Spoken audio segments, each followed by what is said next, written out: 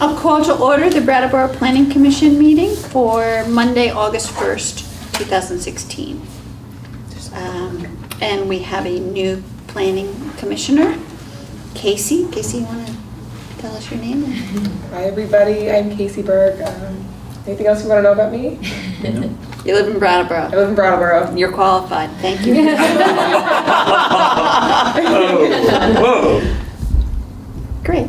Should we go around and Yeah, let's do that. introduce? I'm Kate Odlin. I also live in Brattleboro.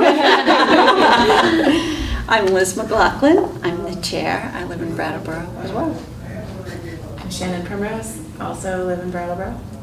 Shannon's a new member as well. Awesome. I'm Rachel Zaymore, and I think we all have to live in Brattleboro, right? Yes, Just checking. It's qualifying. I also live in Brattleboro. I'm trying to ski. Shannon, are you new this meeting? No.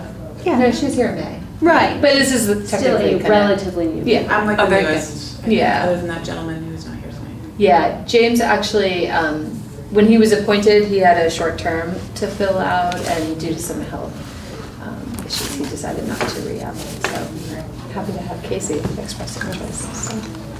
So it worked out well. That's the real qualification, expressing interest. And living in Brattleboro. Okay, let's see, we have minutes from May 2nd. Would anyone like to have a motion to approve the minutes? I will make a motion to approve the minutes from May 2nd. Great. Second. Thank you. All in favor?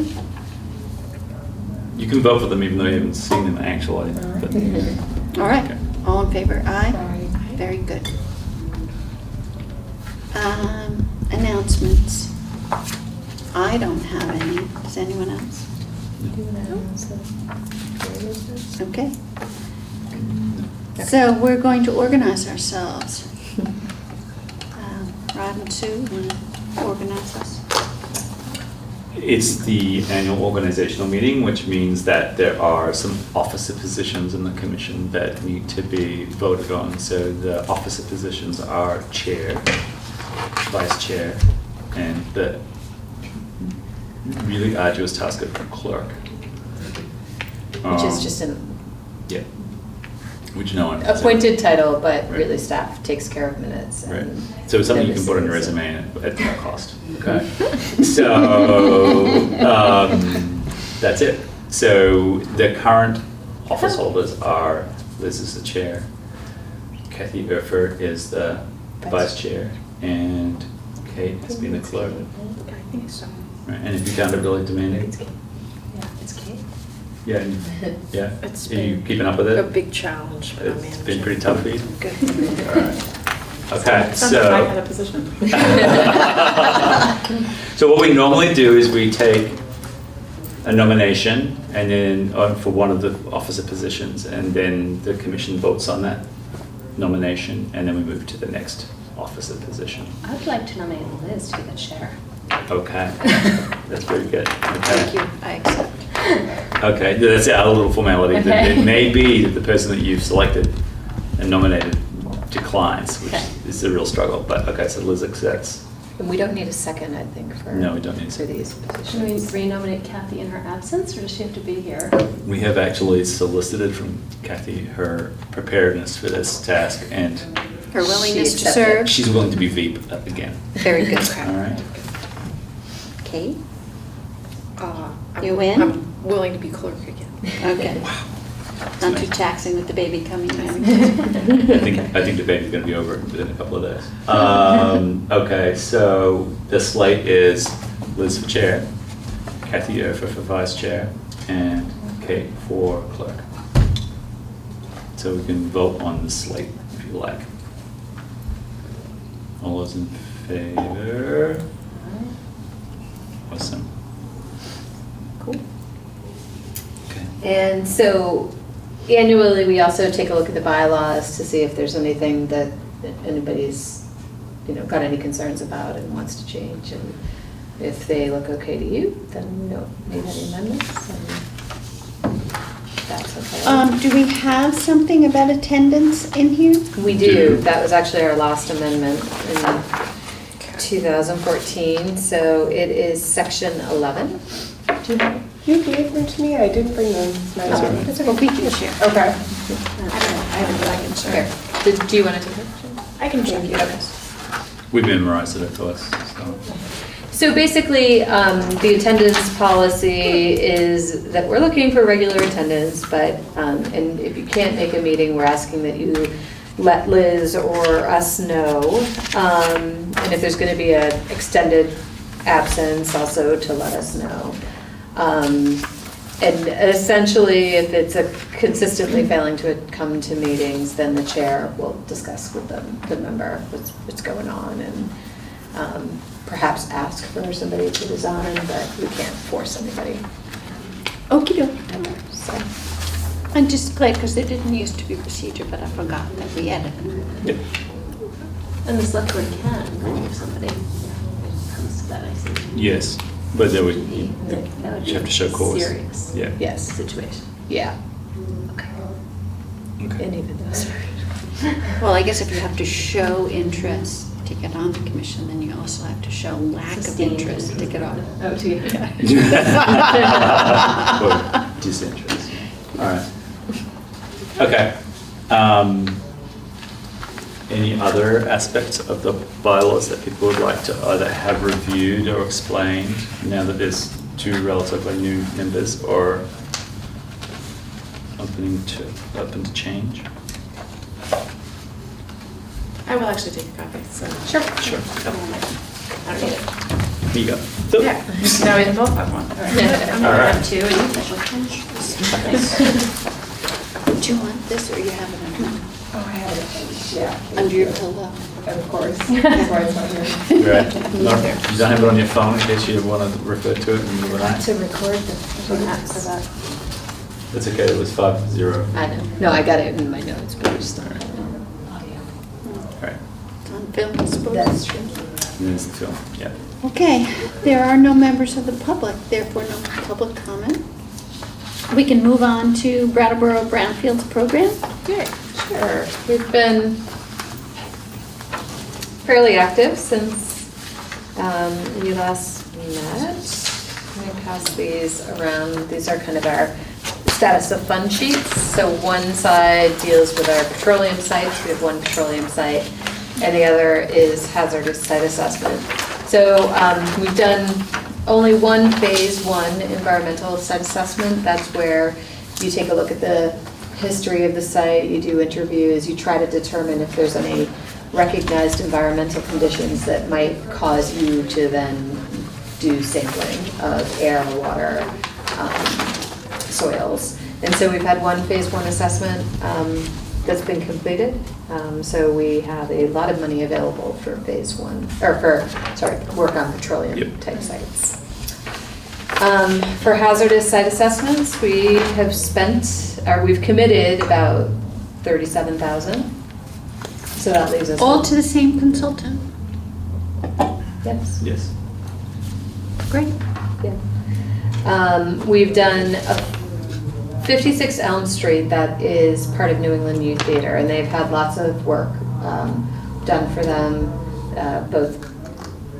mostly by Wyndham Regional Commission. Now we're coming in to fill some gaps. They want to create an outdoor pavilion where the livery building is. This is a red wood-sided building that faces Elm Street. It's next to the brick building.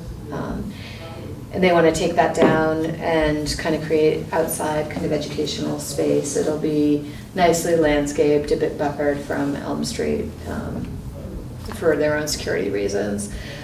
They need to amend their corrective action plan. They had a previous plan with the state. And so that's where our program is coming in to fill that gap. And so that's what that work is. Do you want me to just combine the update on the sites with that? Does that make sense? We needed to do, for that corrective action plan, we needed to do some additional lead testing.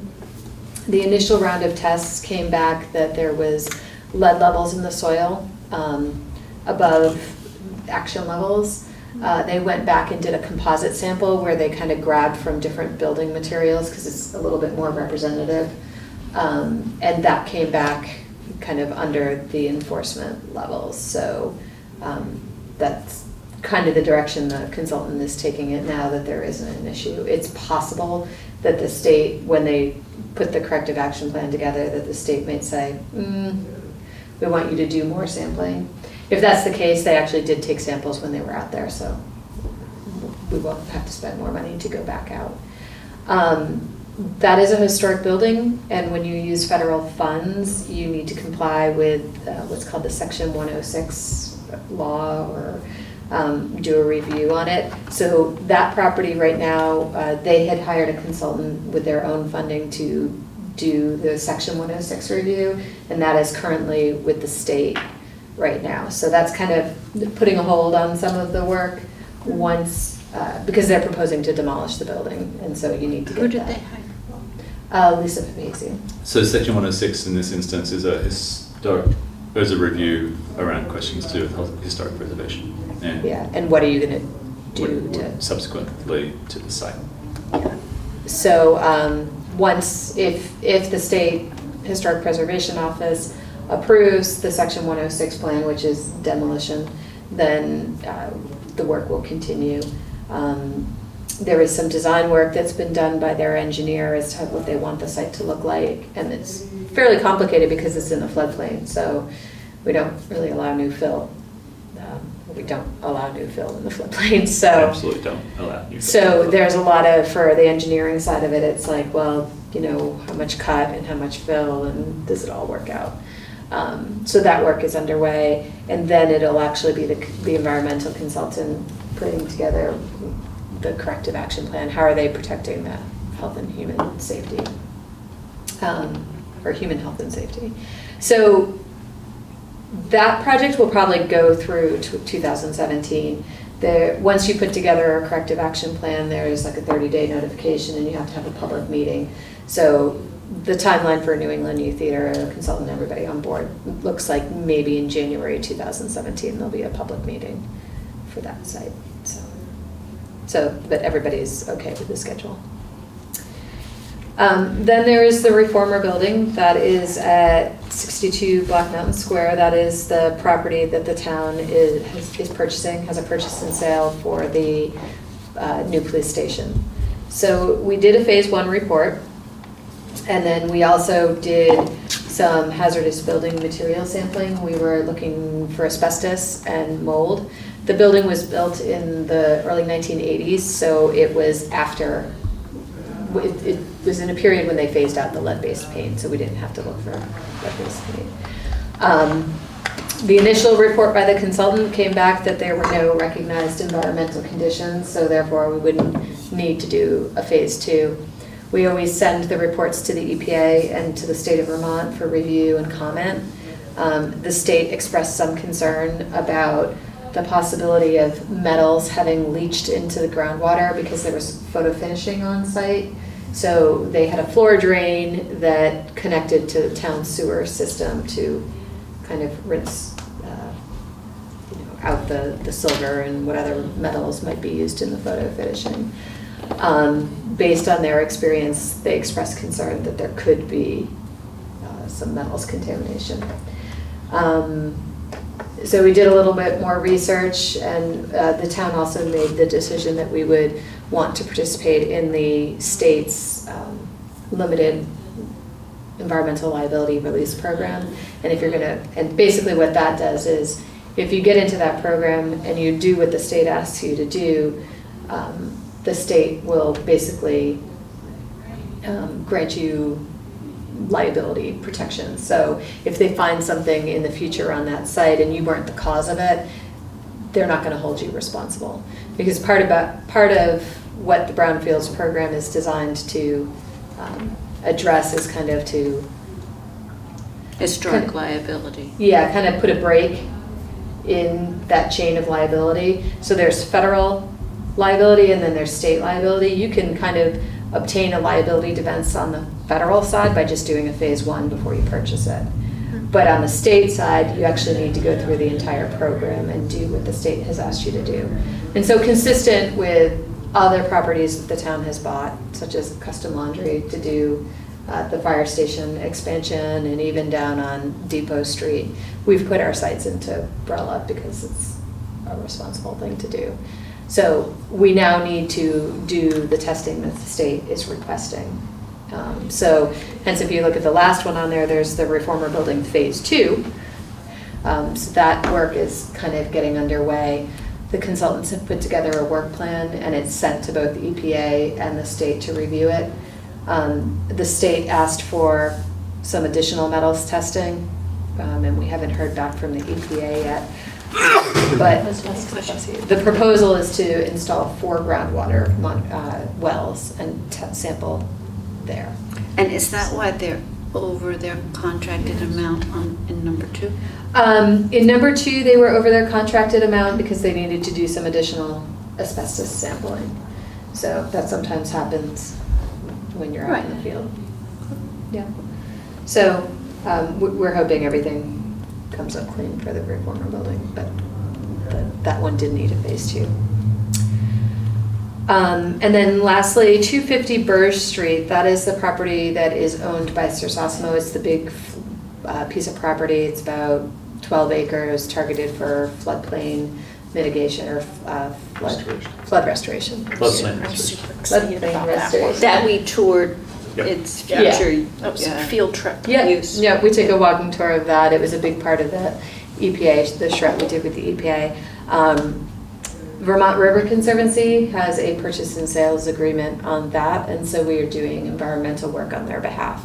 So the phase 1 assessment was done, and it does note that due to the historical uses on the property, the fact that there was fill brought into the site and nobody knows where that fill came from, and then there was some historical uses. Actually, the property goes on to the other side of William Street, and there are some properties along William Street that were former, repair shops and whatnot. So all of those are recognized environmental conditions. So we will be moving towards a phase 2 on this site as well. So. Well, I'm glad we have the money to do it. It's great. Yeah, I think we'll probably have another site that's coming in soon for some corrective action, maybe just some additional testing and corrective action planning, but need to kind of ramp up the outreach and try to find some more sites there too. Yeah. So, it's going well. Great. Good. Thank you. So how do you tell people that we have this money available for them to use?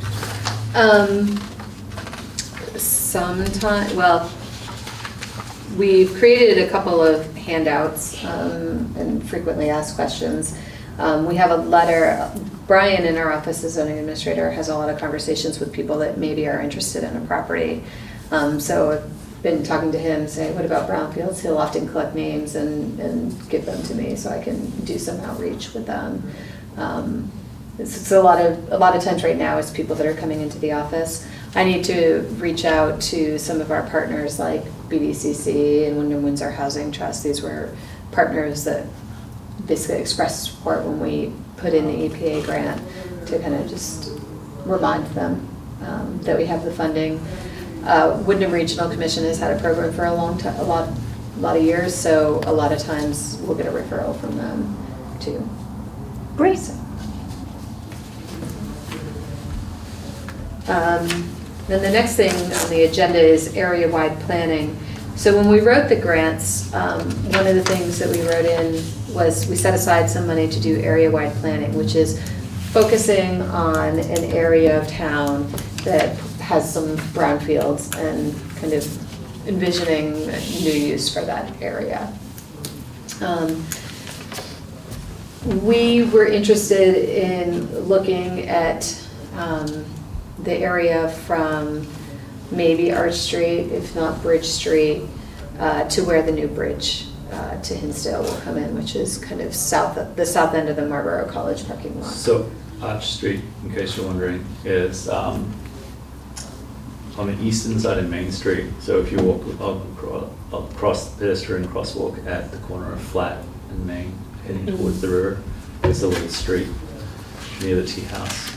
Tea house on the You one think side it's and just then a driveway? Yeah. Yeah, it's deep It's down. not. Okay. And it's initially very steep, and then it provides access to the rear of the Hooker Dunham building and other buildings on Main Street, like where Amy's is and so forth. So, yeah, and it's bounded by the railroad tracks. Pretty close to it. Yeah, and so there's a couple of buildings. Well, one building in particular, and then a vacant parcel that are immediately on the brook that have got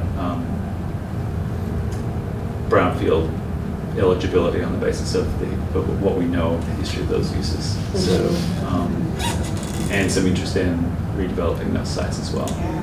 What is Bridge Good Street? estate.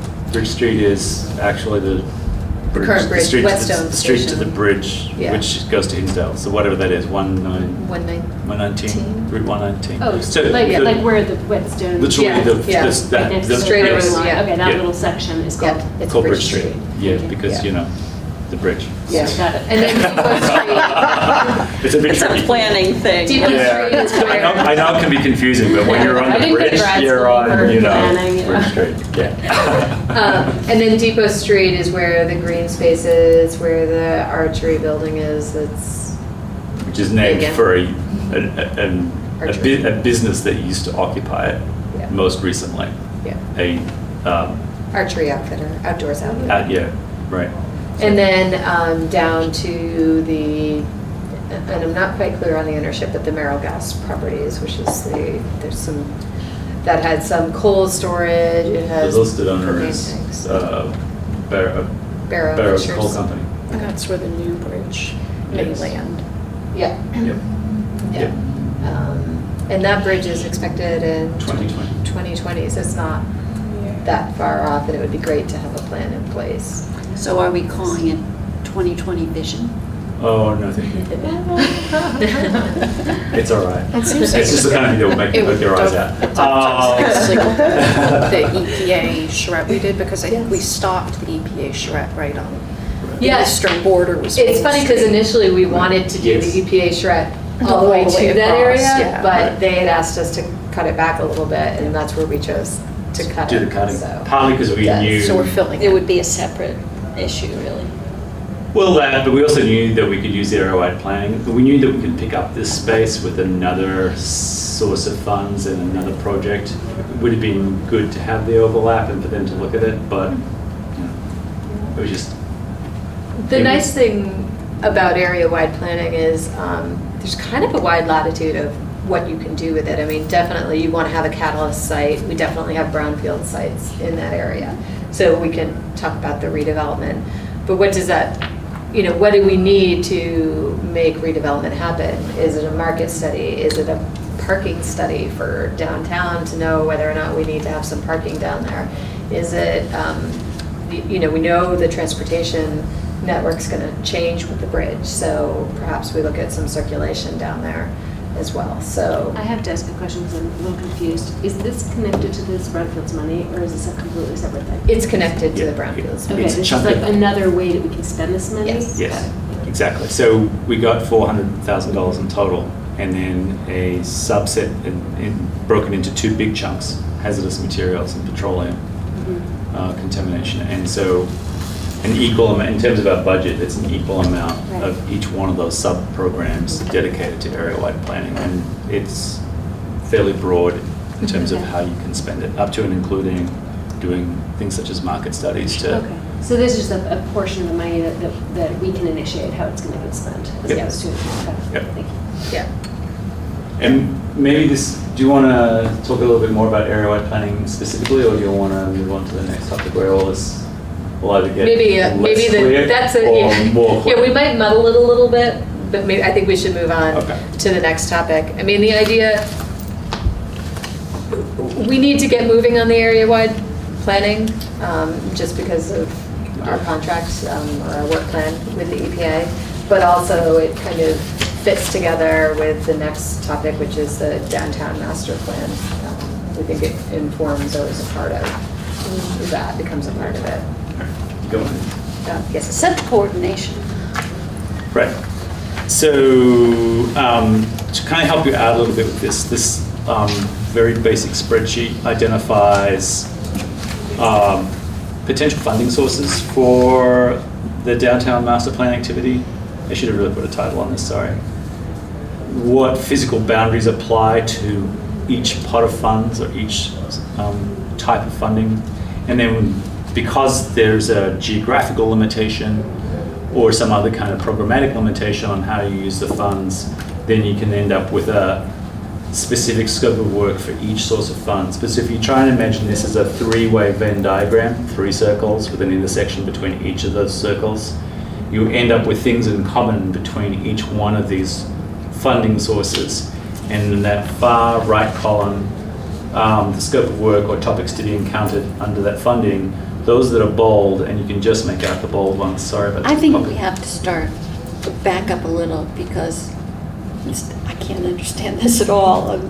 I'm supposed to, so. All right. What are 1, 2, and 3? What is DID? Okay. Let me start from the far left and work to the far right. Okay. So I numbered the funding sources 1, 2, and 3. The third These one. are potential funding No, sources not for altogether. a downtown master plan. Yes. So this is the downtown master plan concept. Okay. We have to start putting together in a more detailed way. Number 3, we've already received. There was no match from us and the What work- does SGIA mean? Smart Growth Implementation Assistance. That was the EPA. That was the charrette. EPA Okay. charrette. Sorry.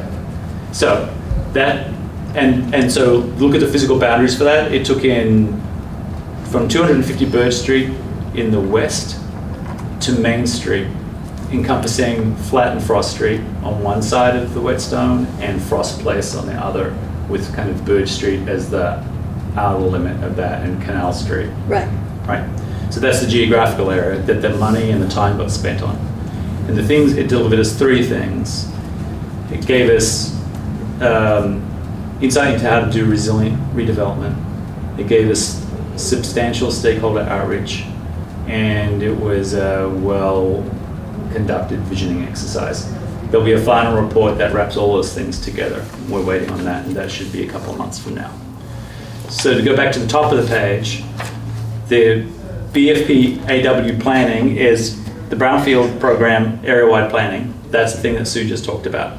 The physical boundaries for using those funds, the northern edge is Arch Street and to Depot Street, and then down Route 142 as far as the edge of Marlborough Graduate Center, right? So that, Instead, or like Right. taking the Blue Seal. And right, maybe Blue Seal.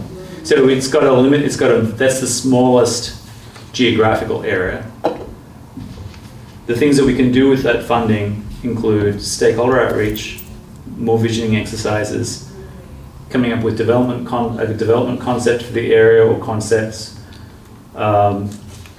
market analysis for the potential development of real estate within the geographic area, a transportation infrastructure study, and identifying catalyst sites, which is a sort of a pre-phase 1 process. So we could reasonably expect, if we identify good catalyst sites, that they'd go into the Brownfields program and then become beneficiaries of the kind of research and investigation that we can do through the Brownfields program to facilitate the redevelopment of those sites. So 11 Arch Street itself, which is the building that we just referred to behind the nail shop, would be an eligible property.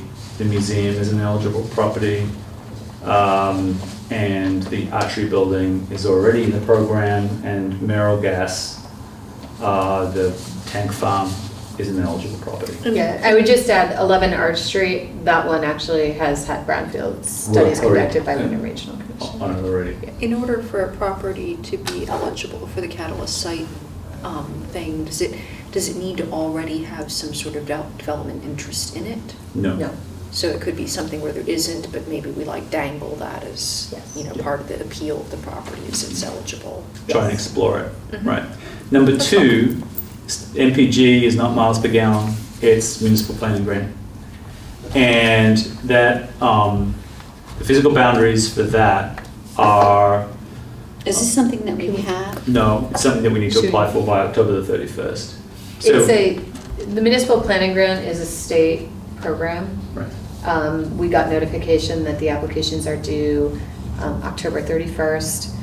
We did, if you were involved with the town plan, and we hired a consultant, Roger Hawk, to do Right. some work at looking at our different commercial districts. I mean, that was municipal planning grant funding. We had municipal planning grant funding to hire Brandy, actually, as Yes, we well, did. to work on the land use regulations. So it's a pretty broad program. It's got a very regular schedule. It opens around now. The deadline is October the 31st. You get the announcements usually late November, early December. Sometimes Might it's be late. pushed back this Might be year. pushed back this year, given.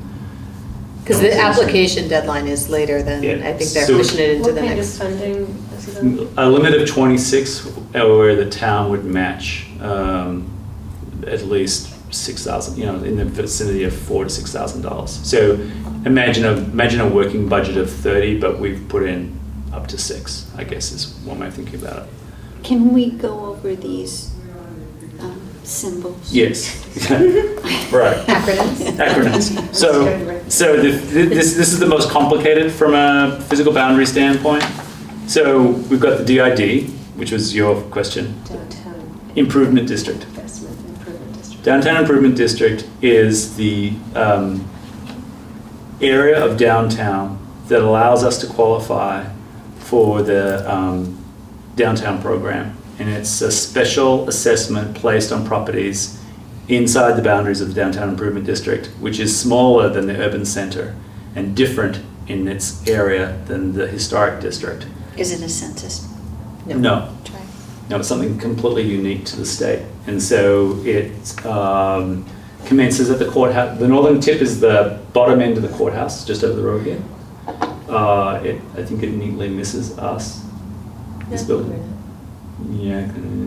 It's a Should concentration, be in it's really the concentration Right. of civic, commercial. Yes, actually, we are. Civic and commercial. Right. And so it runs down this side of Main Street, basically to South Main Canal. Mhm. It doesn't And- go very far up South Main though. No, it No. doesn't. No, it's just Okay. one. It's one property deep at that point, and then it goes back out to the river, if you liked, where the museum is, and then back up. It does the waterfront. unless It we does, do that, yeah. And then it goes up the river, basically, back to straight across from here, Harris Place, basically, or the courthouse. So all the properties inside that boundary are assessed a special assessment over and above their standard property tax. And for that, those monies, which total around about $78,000 a year, are dedicated in the annual budget to the the designated downtown organization, which is Downtown Brattleboro Alliance. And they have a staff person and use the $78,000 to fund that part-time position and then support activities that promote the vitality of downtown. The historic district is slightly different from those boundaries that I just described for the Downtown Improvement District. There's no special assessment for the historic district. There are design requirements now as a consequence of the land use regulations that means that development projects inside the urban center are subject to review for consistency with the character of the neighborhood. So we've beefed up that requirement recently through the land use regulations, Which is working really nicely. which is working excellently. UC is urban center, and that's a zoning district that you, of course, are deeply familiar with. So the historic district overlays the urban center exactly? No. It's smaller. It's small. Or to say the other way around, urban center is slightly larger than the historic district, and it's not the same as the downtown improvement We'll district. have a nice map at some point. It's really hard to draw this I map, think there's a that we lot of did look lines. at. We did look at, we have Right. looked at maps. The one we pulled out today has the old zoning districts Right, on so it, so it was a we'll, little funky. I think the important thing to know is that there won't be a quiz. I think there should be one. So MU is mixed use, and that takes in the little lip on the north end of the downtown. So it's Park Place, basically. It's that little area where Putney Road does a kind of a hook Offices. and goes to the retreat. Park Place is that group of old Victorian homes that have been you know, repurposed as office buildings for the most part, or offices. I would also add that there's mixed use at the intersection of Frost Street and Elm Street. That's so correct. where Cultural Intrigue is, Yep. where the Kiln Dry, that's zoned as mixed use. So that could be an area to Right. And look then, into. and then WF is waterfront. Very good. The winner so far, Rachel. You're catching on really well. So, and that's Depot Street, and that runs basically from the corner of the green space there on Bridge Street and Depot Street south, taking in the entire area that's occupied by the Merrill gas tank farm. And so There's no T in there. there's no T win. W. Yeah. Oh, thank you. Yeah, that's a silent T. Is that what you like to say? And so that's the most complicated layer, if you like, if you're thinking of how to build a map. That one needed some explanation. And then the scope for doing a municipal planning grant is as broad, really, as you can make it. And so that's also got the longest list of potential topics that could be encountered or the scope of work. And what you'll see by glancing at it is that you see a repeat to some extent of the kinds of activities that have been undertaken with the other, that can be undertaken under number 1, the area-wide planning, and has been undertaken with number 3. Question. Yep. Would a market analysis for potential uses be part of this? That is something that area-wide planning would fund. It's actually remarkably expensive given the ultimate outcome of those kinds of things. And it is, we think, worth exploring for a fairly limited geographical area, partly because of the expense. Mm-hmm. And because what we would be thinking of is completely different in that area of the waterfront associated with the potential redevelopment of the tank farm and so forth, we think it's worth doing there. Mm-hmm. We think it's not easy to justify doing it for the whole Yeah, I think that's a area. great idea. And I think in 2012, I mean, there's one that's not too old that the former DBA, which was Building a Better Brattleboro, that organization had undertaken. So, I mean, it's Well, that was just doing we have market to. analysis for the merchants though, as Okay. distinct from market analysis of the Okay. real estate Is that- for is this that- redevelopment. Is that tank farm for sale or something? No. Oh, you're just saying, Well, we know Future. that one way or another, it's going to have a bridge going through it. oh, And- So the okay. state will need to That's take being it, taken take over. part of it Right. at least. Yes, and so the question is, the operators of the business may conclude that if you're going to take a really critical chunk of the southern end of that, where the tanks actually are located, that it's going to make it very difficult for them to conduct their business from that site. Or they may decide to hang on and do it with much smaller tanks or something. So If they can get permitted. if they can get permits. That close to a And bridge. there's a set of issues now associated with security and the proximity of a bridge to a tank. When, you know, there's kind of a, Negotiations with the state. Don't tell New Jersey that. we have Well, a it's different way of interesting dealing that with the it. state- Okay. We're not sure that V-Trans has begun anything. They're not, as far as I can tell, it's a slightly overworked engineer that's aware that this is on a list somewhere in New Hampshire, and they've made practically no preparations at all. Interesting. Right. Meanwhile, New Hampshire is moving to Design. design and has begun to undertake right-of-way purchases on their side. On their side, but okay. This follows a long tradition of the Connecticut River where New Hampshire builds bridges and then calls someone at V-Trans and says, we're done now. And then some years later, V-Trans comes along and finishes it off. I'm not kidding. Okay. Okay. What are the bolded items on here? Are these the things you think that might be the better? No, these are the overlap. So so we've done well. We've already done stakeholder outreach and visioning under number 3. We're capable of doing the same thing for number 1, and we're capable of doing the same thing to some extent under number 2. So what I'm trying to point out here is that we've got these overlaps. That's the sort of the center of the Venn diagram, if you like, where if we carefully craft how we're going to do this, instead of sort of reinventing the wheel each time. We can actually build on those things and get more total effect. Are you going to explain this whole Venn diagram concept in your application for the planning grant? So that they can see that we're fitting the pieces together? We could, if we think that that's I going to would make do it. think that that might be a selling point, that you have this pot of money and Could this be. pot of money, and you just Could need be. this.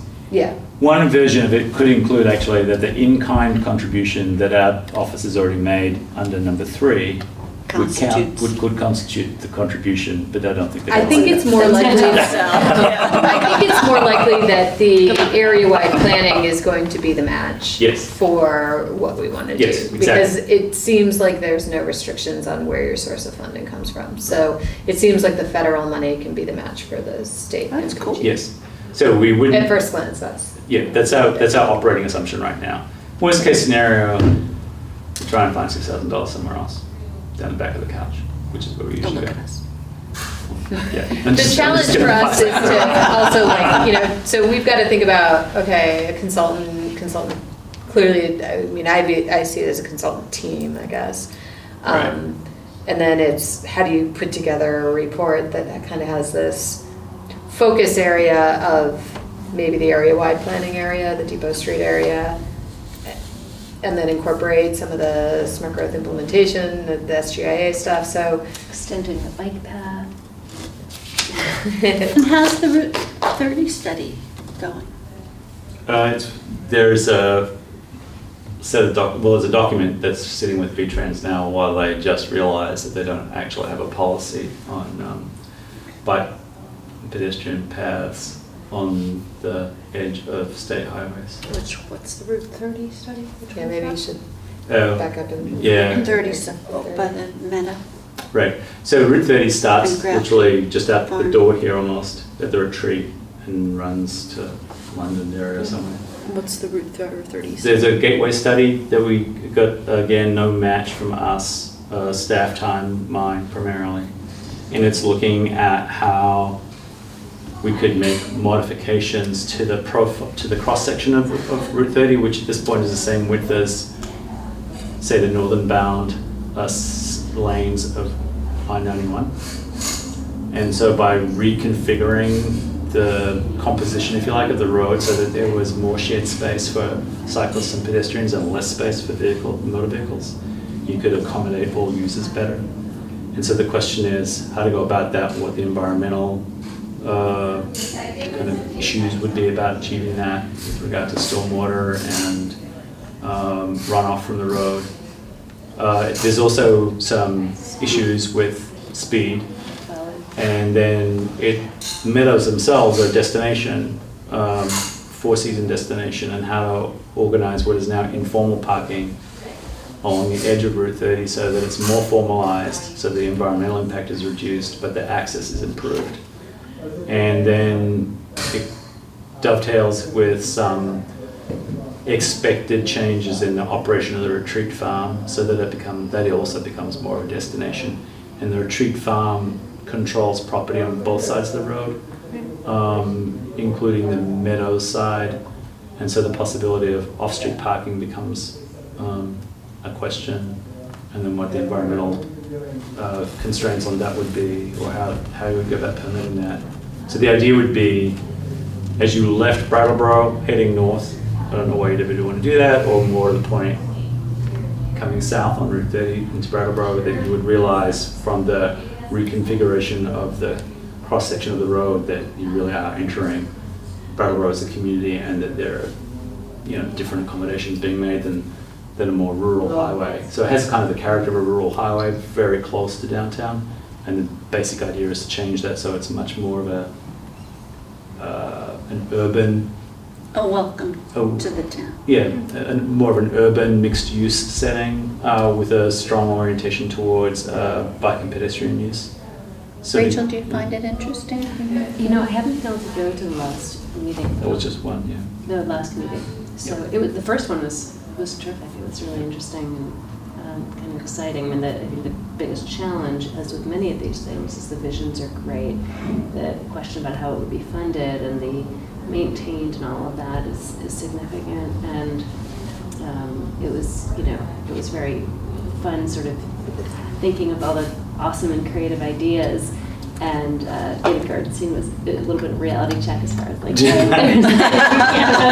and just thinking about, the impact of if the town wanted to slow down this section of the road, it would have to take it over and can't afford to do that. And so there are a lot of sort of practicalities that go along with the Administration. visioning piece and that are important, but I also think the vision is important, but I don't know where it goes from there. I'll let you know when the next meeting is too. Right, and it's more the conceptual and policy issues at the level of V-Trans. That's the thing that needs to be unpacked more clearly now. Yeah.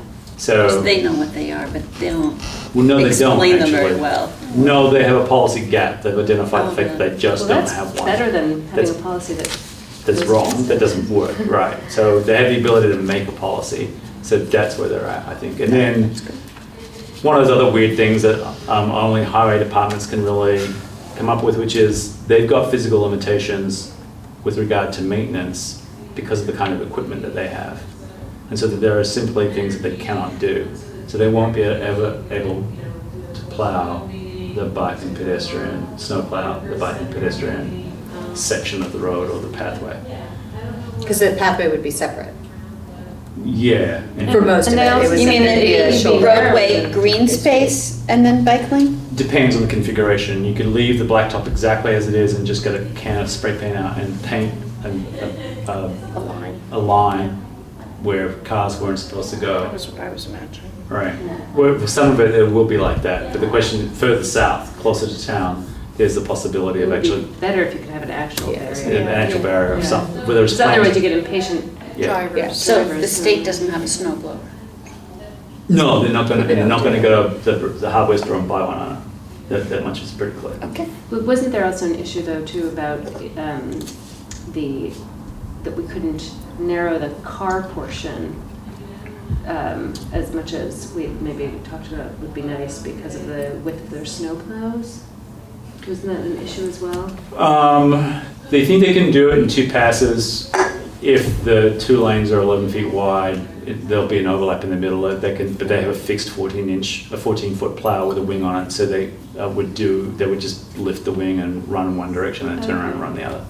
But So the that 10-foot was a wide, difference. what's that? But, okay, go ahead. Yeah, but the 10-foot wide bike ped path, if it was to be all year round, would require, something like a regular sized pickup truck with a 10-foot plow on it, which the town obviously does own. But that's a function that we don't have any means to support right now. And there would be a cost. That's assuming that we maintain the bike ped path in winter, which, is a kind of a maintenance policy question in itself. We think, particularly around the area where access is required to the meadows when it's frozen, that we would have to plow something so that the vehicles can park. Well, what about in the rest of the town? Do you maintain bike paths in the winter? No, because we don't actually have any. Have any?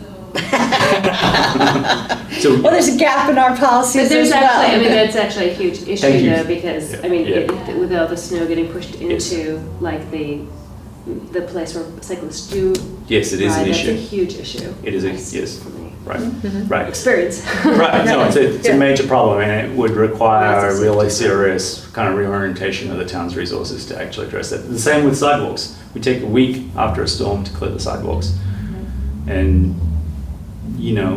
if you're, If you're going out to get some milk, it could be a problem. it's probably not appropriate to spend a week looking for a gallon of milk, but. Well, it's also a huge issue if you're trying to walk your kids to school. Yes. It's like- Yeah, and it's a huge issue. Right. Or just like walk downtown because the roads are atrocious and you want to maybe like not die on your way. Right, so you want to walk because it's a better option than driving, but, right, okay.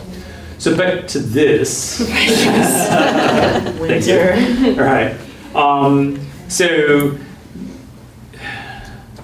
the idea here is to try and there's a couple of interesting issues. One is how to craft the application for number 2, the municipal planning grant, so that the other work that we've done or could do under area-wide planning and have done under this number 3, the SGIA, is explained in that application so that we get, if you like, credit, or it's understood as being part of a bigger project. The other problem is more of a problem about how to write the RFP. If we're going to obtain the services of a team of consultants, and I think that that's probably the most reasonable approach, then there's some added complexity. And I'm thinking actually when Dennis Carmichael and the team from Parker Rodriguez, the way they approached it and the way the EPA approached it was they called out 3 different sites that they were going to devote extra attention to. Mm-hmm. So there's a way in which we could mirror that and simply say to the consultants, we want somebody that can do everything that's listed under number 2 and number 1. And number 1 is kind of a call out. Number 1 is a special level of detail. But we'd still have to allow, if you like, extra time and money for the consultants to write reports that met all the requirements for satisfying the reporting out on area-wide planning for the Brownfields program, as well as what was required for the municipal planning grant project. And that one's pretty you would relaxed, want them actually. also to incorporate What the was report taken. that's already been Yes, given for exactly. the SGIA Yes, into exactly. one whole Mhm. town plan, Right. downtown plan. So there's some complexity. It's tricky business, but I'm sure you can handle it. Yeah, that's how we feel too. We're kind of at the beginning, but we're definitely at the beginning of trying to piece it all together, Right. and then Yeah. timing wise. It's been really hot, so it's hard to But think you about guys this. have such a really good track record. We're Thank all you. very grateful for it. Yeah. So we think we can do it, but we need to get going on it. And then, Well, anytime you'd want to discuss it with us, we're here for you. I think at this point, I'm probably ready to kind of start beginning to collect some background data in addition to this RFP and grant application. It's probably too soon on the RFP because we need to know our funding. I mean, we know the Brownfields piece of the funding, right, but we need to the lock in MPG there. is going to be Right. a little ways off. So there is also that point where we might want to get started with the area-wide planning and then we'll drag you down with those details. But also just beginning to kind of collect the background data of what exists in the downtown. Right, and Demographics as best we can. Other and when we players. talk of teams, it doesn't have to be a large firm so much as it could be a consortium. So in Vermont, there are very few people who are capable of doing development market analysis. Like there's literally 2 or 3 people, and they're all single old white guys. I mean, I don't know about their marital status, but they just work alone. So because Thank you they're for clarifying that. grumpy old white guys. So one's a Cabot and one's not. So they are happy to work with larger teams and just work as subcontractors. So Yeah. what I'm You picturing know, here is there was one from the Arts Committee from Massachusetts. oh yeah, his specialization, his field is artsy stuff. I don't know. Yeah, And then I there's know another the one guy that I from worked Florence. with in Another. Amherst. Yes, who works for Wyndham Windsor Housing Trust and has now moved to Montpelier, so he's the other one now. Oh, really? Grumpy old white guy. Yeah, Okay. yeah. I have tracked them. I have a map that just tracks those people. GPS. Yeah, that's right. Right. Everyone gets a little GPS unit. You've a lot of hits on that. So what's his name again? John Ryan. Yeah, right. So John Ryan's in Montpelier now, and then there's another guy in Cabot. That's it. So it's expensive too. I didn't quite understand why it's so expensive, but the budgets that we've seen for that kind of work for larger areas, admittedly, are pretty high. So that's kind of a limiting factor as well. I should introduce you to my friend Candace, who has a summer place in Athens. Okay. Talked to her before you do. Bennington, there was a block in Okay. Bennington where they did an area-wide plan, and they did have a market analysis with that, and I saw the scope of work for that, and I was actually kind of surprised it wasn't as expensive as I thought. Okay, that's good. Yeah, so I think that there are little pieces like that that we need to start really pulling together and thinking through. I think that the other interesting thing about, from a vision-y standpoint, with regard to the bridge project, is, right now we've got what I believe the town would like us to refer to as Lower Main Street Junction, otherwise known as, Function. better known as, Dysfunction job. right. It's known And as Malfunction Junction on Google Maps. It is. Yeah, which is No bizarre. way. Yeah. Yeah, it is. It's like, take a right at Malfunction. I'm like, which right? right, yes. So that when the bridge goes in from Hinsdale and lands south of Marlborough Graduate Centre, it's going to dramatically change the traffic patterns for that whole intersection, and it's difficult in a way to read how that's really going to work. And the upside is that it turns what is the existing bridge into a bike head path as the most likely outcome to, of all places, Hinsdale. Which is And 85 That's miles of yes. trails in New Hampshire. That aren't really trails when you first get there. No, I finally tried to explore them. Did They're you? pushing through like brush. they're unmaintained. Yeah. You can get from Wantas to get over into like the Daniels Mountain Loop. Yeah, but and not like, Stokes and stuff. not like Not bike, the ones bike, Oh, bike. gotcha. right, so you know. So yes. I can't imagine anyone calling it anything other than 20/20 vision, but that's just me. There's going to be, I'm afraid, like an overwhelming, ridiculous, like number of things called 2020 vision this weekend. Yeah, I'm almost not prepared for it Don't you right think? now. Right. And we can credit Yeah, it them was all like together. when Y2K. Yes, I know. I was just having a Y2K flashback, which is aging me badly. So, I don't mean to rush you, but if Yep. there's anything else you want to talk about, because I think it would just be fun to just have an hour-long meeting. okay, I'm done. When is our next meeting? I don't think we can tell you. We have to go over time to do that. It is going to be September 7th because September 5th is Memorial Day, so it's a Wednesday, so. Okay, I do have a Legislative question Day. because we did have, what, was there supposed to be an update on the Lower Wetstone Brook Corridor project? Oh, Yeah, we were gonna. Oh, yeah. Sorry, Oh, Liz. Oh, you must have I want to hear that too. all right, I do too. Can you say it in 3 words or less? Oh, I'm gonna say it? Now you can take all the time you like. It's ruined Well, now. So right now, the charrette was well attended, and it was interesting that we had people come back over the 3 days to kind of check in on the progress of the drawings. Rachel's son was a hit with Oh, the yeah. design team. There was Eli. Yeah. There was Lots of input. Yes. There was lots of fondness for Eli. Oh, that's sweet. Dennis Yes. was charmed by him. Right now, the consultants are working on the report and kind of refining some of the drawings.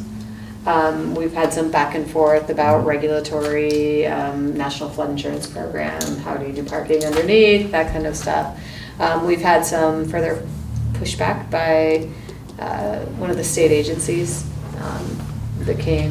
The pushback lady. What was the pushback about? My mother said if you haven't got anything nice to say, don't say anything. So I'm not saying. About development in the floodplain, and also about the 250 Burge, the conceptual. So the one area that changed over the charrette was initially there was plans for some large stormwater management gravel wetlands on the 250 Burge Street property, but there was concerns expressed by the state agency that they were giving money for floodplain restoration, and there wasn't. Putting gravel wetlands in there, they feared would then require, maintenance, and, we might want to berm it later because we want to protect the infrastructure, that kind of thing. So that design changed so that the gravel wetland would be located outside of the river corridor, which is this designation that they. that the Wait, does state that mean that has. totally undoes that whole design for that? Only 85%. Yeah, Oh, what a bummer. yeah. Yeah. Wow. But the important thing to hold on to, Rachel, is they're doing floodplain restoration. So what happened? Isn't there a different way to skin that cat? I've been thinking of skinning all sorts of things. I haven't gotten to dead cats yet, but we can do that. We're still working. So we'll see a new Yeah. drawing of. Yeah. Yeah, I mean, That you may have seen it, if you were, 50 if you came on Wednesday, you would have seen it kind of already Yeah. Yeah. occurring.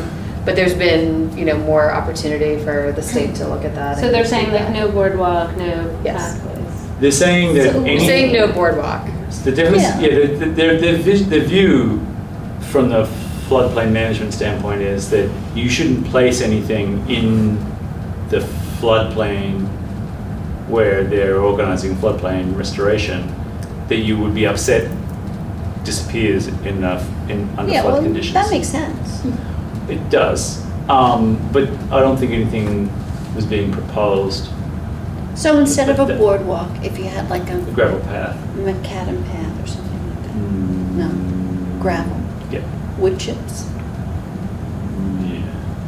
something like that. Yeah. Anyway, that's what I mean by Right. skinning the cat. I'm sure these smart, Oh. creative people Oh, I thought you were think up talking about what you're something. going to do. No, no, no. Okay, but wood chips. An to a innovative wetland, way right? to get where you want to get within the confines of the state's Right. regulations. I think one of the interesting things for us as we think about it some more, and probably when we get to the right point, we will have a discussion with the state people, is what are the design parameters, if you like, that they think about when they think about floodplain restoration. So I think their expectations and their standards are some form of naturalization and allowing the water body to, over a very long period of time, take back a certain amount of land and do whatever happens, with a very little accommodation of human, activity Yeah. and access. And so they really are about just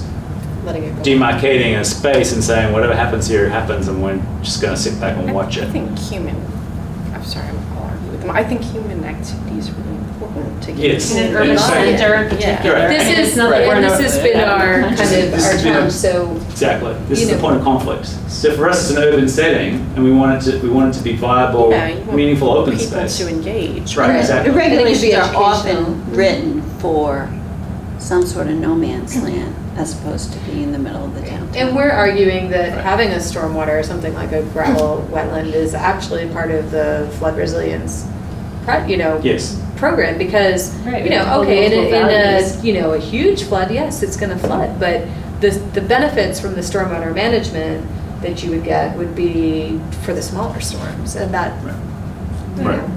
having it infiltrate rather than, So it was actually an interesting kind of, we didn't expect this necessarily, which is interesting. So what happened here to some extent was working with the federal EPA, who's got and it's a smart growth implementation program, right? So they're interested in maximizing dense development in already existing settlements. They're interested in making that as compatible with climate change as they possibly can, and they're interested in addressing water quality issues as well as flood management issues. That's actually quite different as an outlook or as a set of policies than the river management program of the state, which has got a single focus really, which is floodplain management, which in the end results in their desire and expectation that people should relocate away from streams, that we should allow natural processes to reshape the landscape within the floodplain.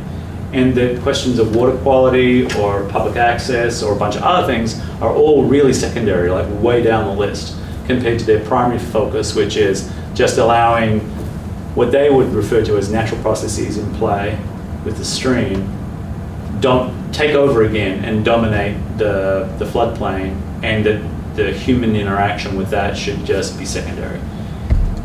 That's an interesting conflict because it actually doesn't line up, in my view, and in our view, it doesn't really line up very well with federal EPA's smart growth program, which is actually how to bring human habitation and natural processes closer together Resilient to, processes, and, yeah. and So to deepen has and the to deepen the EPA had understanding. a conversation with the state? That's ongoing. Well, see, I'm hopeful. It's really nice. Thank you. Feel better already. Does the river, whatever agency have the authority to just kibosh this whole thing? Yeah, you can refer to them as those people, and yes, they do. Okay, I was just. this was a visioning exercise, but, at the time, this project is kind of moving forward. Vermont River Conservancy does have a purchase and sale. They have actually gotten some grant funding for, some of the costs. They're still looking for funding for acquisition.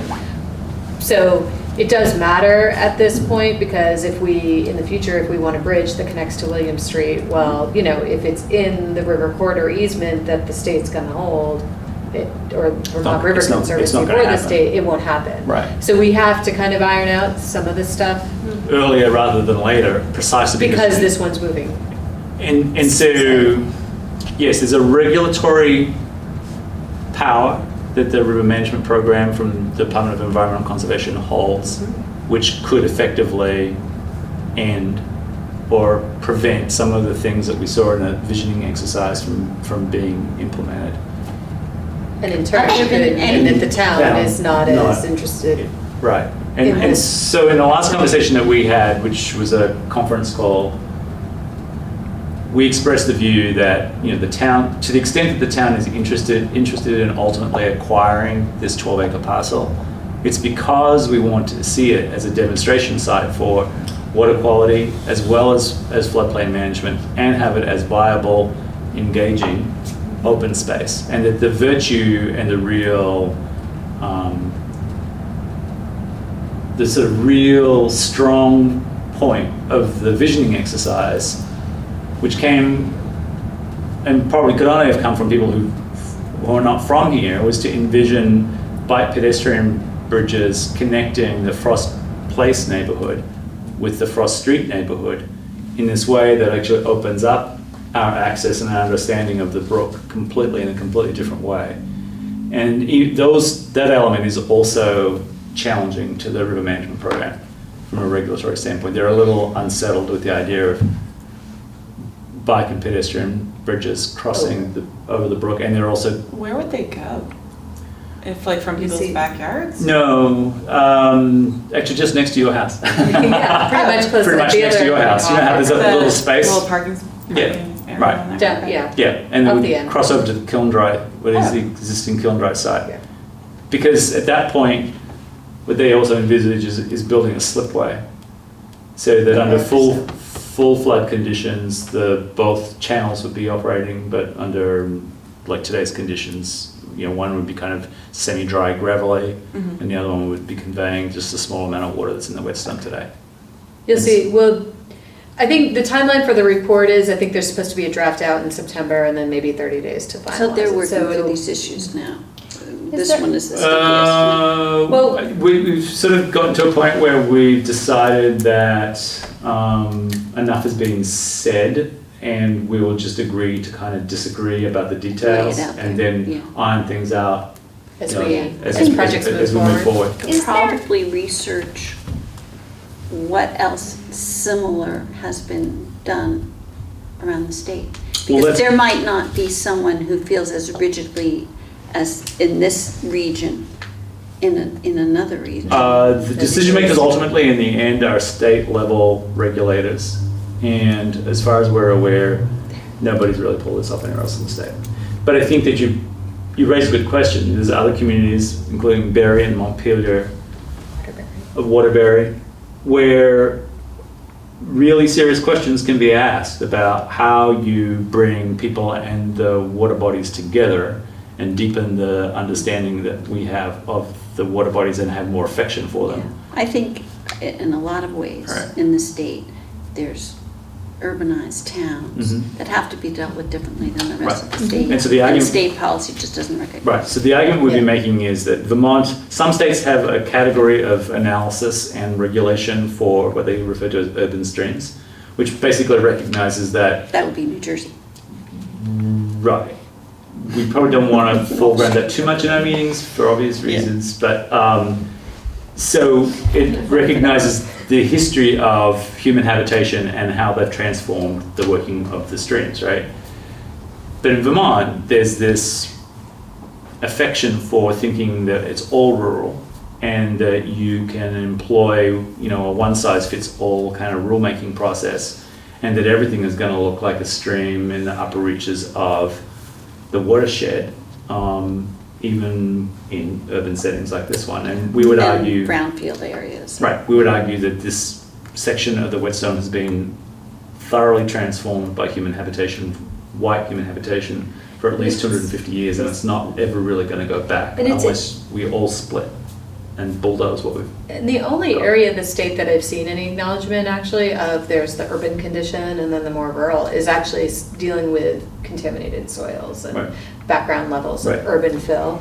And that's even a reason, within the last 2 years that they set up these different rules for urban soils. So I it mean, might be the model even to. in New Jersey where they have policies that recognize urbanization, Mhm. the reviewers still have this pristine mindset, Mhm. and they have to be reminded of it Right. Would it- constantly. Would it make sense to,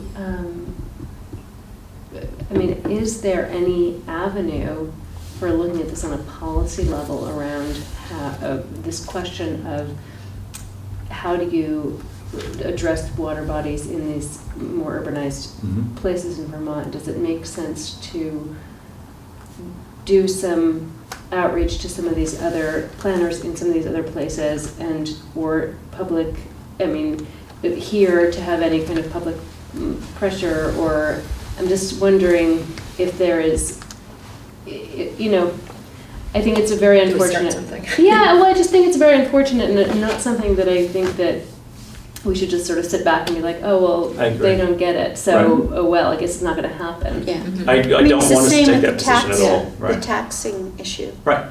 Right. I It's think the it's same set of Right. issues. right. So I guess what I'm just asking is, if that is the position that we're taking, is that actually it's very important that this be able to get addressed, and maybe it's not going to happen the way that that visioning exercise moved it forward, but that this is going to be an ongoing place of tension and an ongoing thing that's going to need to get resolved. What is the best avenue for trying to create that change? Is that I think we something- should proceed a little bit longer on this instance Right. front, and that if we keep hitting the brick wall, then, there's a process of other towns like ours. Right. And, Right. you know, You don't have to be very big as a community, as a settlement, before you could potentially encounter this. So I'm thinking even of, there's a reach of Sackett's Brook in Putney Village as it flows behind the general store and so forth, that is, deeply transformed by historic land use patterns and is not ever going to really go back to something else. And eight old mill towns, like And Springfield, Vermont. there Windsor. are small mill towns all through northern New England that fall into the same category.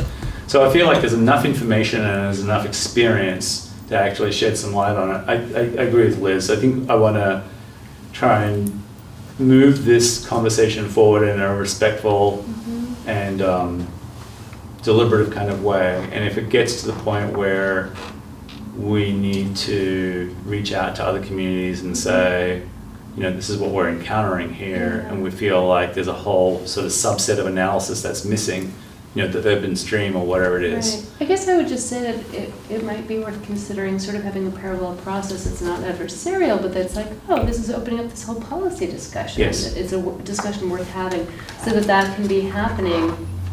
Yeah, also. I think So I just wanted to overall suggest that. statewide environmental policy has, this overall pristine rose-colored glasses on it, to the point where when they're talking about habitats and so forth, if there's any habitat, if there's deer habitat, that's sacrosanct. And in other states, there's a balancing of, first of all, is the habitat threatened? Right, that's what I'm saying, that parallel conversation, I Yeah. think Yeah. it would be of benefit so that this doesn't have to be each. But I mean, time, it's so Yes. much more. It's Yeah, no, I get it. It's a taxation, whole- it's this, it's a it's whole ju- it's just the philosophy, whole yeah. mindset. Right. That there's no balance, there's no need for growth and redevelopment, Mhm. there's only preservation. Right, hence my suggestion that Right. not And- only get addressed on this micro Right. level, but and not as a way of getting through the, No. making it adversarial, but as a way of addressing the larger issue, because there is a larger issue. There are many larger issues, up to and including the fact that the regulators are also the custodians, if you like, of the data. So you need to adhere to they're the one that maintain the web-mounted natural resource atlas, which is woefully out of date and has got questionable data built into it from the get-go, including volunteer, volunteer field workers counting the presence of various plant and animal habitats. So if you're a birder, right, and you're really excited about birds and you go somewhere and you keep on counting the same birds, that data can end up being a regulatory threshold that a developer may have to meet without anyone being able to verify scientifically that there's a real basis to this bird count, right? So we've got all and the data often dates from the 1980s. And so if you think about the level of impact that's been going on in places like Brattleboro since 1980, we're still being held to account for a data set that represents something that we know is not accurate, but we don't have the resources to accumulate new data, and we don't have the authority to challenge the existing data, because they're the ones that implement the regulatory framework, right? So we've got all these shortcomings that need to be addressed, and need to be addressed in a very delicate way, because they're all the power. well, they're also instantly defensive, Right. and they're basically Public servants. they're committed. Often they're scientists with a deep passion for their field, and they feel like they're holding the line against unmitigated disaster. And so they sort of automatically assume that if you question or ask what is the basis for this, that you're attempting to subvert, the structure that they're attempting to maintain, and that they're under-resourced and underappreciated. So there's a whole kind of complex emotional world here. Okay, well, that now you're also- getting into Rachel's area. Yeah, right. So I don't know how many couches you've got and how many things you can zap them with, but some work needs to be done. Let's just say that. Are we ready to adjourn? I am. Liz is really. When we get into psychology, I'm out of here, so. I'll entertain a motion. We did that already, right? I think I guess You can do it again, second Deb? All in favor of adjourning? Wow. Great. Thank you.